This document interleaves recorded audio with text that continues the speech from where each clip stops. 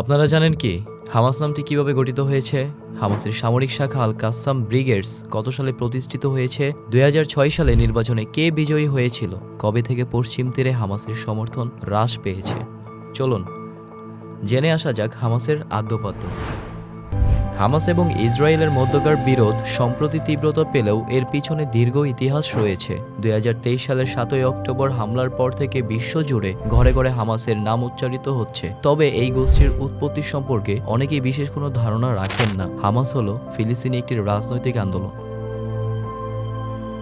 আরবিতে হারাকাত আল মুকাওয়ামা আল ইসলামিয়া এর আদ্যাক্ষর দিয়ে এই সংক্ষিপ্ত নামটি গঠিত হয়েছে। এর অর্থ ইসলামী প্রতিরোধ আন্দোলন।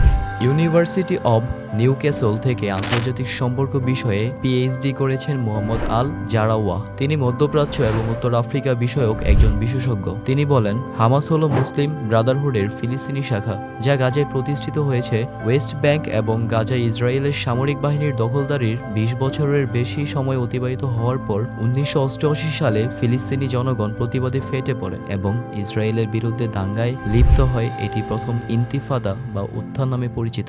গাজায় সংঘাতের বিস্তৃতি নিয়ে উদ্বেগ বাড়ছে, সেই সাথে বিমান হামলা আরও তীব্র হয়েছে। সিডনি ইউনিভার্সিটির পিস অ্যান্ড কনফ্লিক্ট স্টাডির সিনিয়র লেকচারার আয়াল মেউরোজ বলেন, সেই সময়ে হামাস তাদের প্রথম চার্টার বা ফরমান জারি করে এবং ফিলিস্তিন প্রতিষ্ঠার আহ্বান জানায়। মিস্টার মেউরোজ বলেন, সেই সময়ে হামাসের কর্মকাণ্ড অনেক জনপ্রিয়তা লাভ করে। তখন শাসক দল ফাতাহ ফিলিস্তিনের স্বার্থ রক্ষায় কার্যকর ভূমিকা পালনে ব্যর্থ হচ্ছিল বলে দৃশ্যিত মনে হচ্ছিল। প্রতিবাদ কর্মসূচি বা প্রথম ইন্তিফাদা স্থায়ী হয়েছিল ১৯৯০-এর দশক পর্যন্ত। হামাসের সামরিক শাখা আল কাসাম ব্রিগেডস প্রতিষ্ঠিত হয় ১৯৯২ সালে। তাদের নিজস্ব ম্যান্ডেট এবং নেতৃত্ব ছিল। অসলো চুক্তির মাধ্যমে ইন্তিফাদা সমাপ্ত হয়। এতে ফাতার নেতৃত্বে প্যালেস্তাইন লিবারেশন অর্গানাইজেশন বা পিএলও ইসরায়েলের সঙ্গে একটি চুক্তি সম্পাদন করে। ২০০০ সালের সেপ্টেম্বর নাগাদ দেখা যায়, গাজা এবং পশ্চিম তীরের ফিলিস্তিনিরা তখনও ইসরায়েলি দখলদারিত্বের অধীনে বসবাস করছিল। সেই সময়ে উত্তেজনা প্রবল আকার ধারণ করলে দ্বিতীয় ইন্তিফাদার সূচনা হয়। এটি ছিল প্রথমটির তুলনায় আরও বেশি সহিংস এবং বিস্তৃত। পরবর্তী বছরগুলোতে প্রায় ৫,০০০ ফিলিস্তিনি এবং ১১০০ এর বেশি ইসরায়েলি নিহত হয়েছে। ২০০৪ সালে হামাস নেতা আহমেদ ইয়াসিন বলেন, পশ্চিম তীর, গাজা উপত্যকা এবং পূর্ব জেরুজালেমের একটি ফিলিস্তিনি রাষ্ট্রের বিনিময়ে এই গোষ্ঠী ইসরায়েলের বিরুদ্ধে তাদের সশস্ত্র সংগ্রাম পরিচালনা বন্ধ করবে। কিন্তু ইসরায়েল তখন মার্চ মাসে আহমেদ ইয়াসিনকে লক্ষ্য করে বিমান হামলা চালায় এবং তাকে হত্যা করে। মোহাম্মদ আল জারাওয়া বলেন, এর ফলে ফিলিস্তিনি ভূখণ্ডগুলোতে সামরিক তৎপরতা বৃদ্ধি পায়।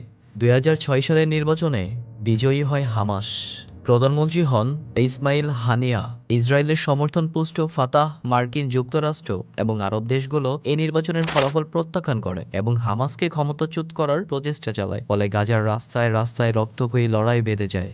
২০০৭ সালের জুলাই নাগাদ ফাতার বাহিনীকে পরাস্ত করে হামাস এবং তারা গাজায় পুরো নিয়ন্ত্রণ নিয়ে নেয়। ইসরায়েল তখন স্থল, সমুদ্র এবং আকাশ পথে অবরোধ করে এবং গাজাতে পণ্য আনা নেওয়ার ক্ষেত্রে বাধা প্রদান করে। ফলে গাজার অর্থনীতি দাতাদের সাহায্যের উপর আরও বেশি নির্ভরশীল হয়ে পড়ে। মোহাম্মদ আল জারাওয়া বলেন, ২০১৭ সাল নাগাদ হামাস একটি রাজনৈতিক কর্মসূচি প্রকাশ করে।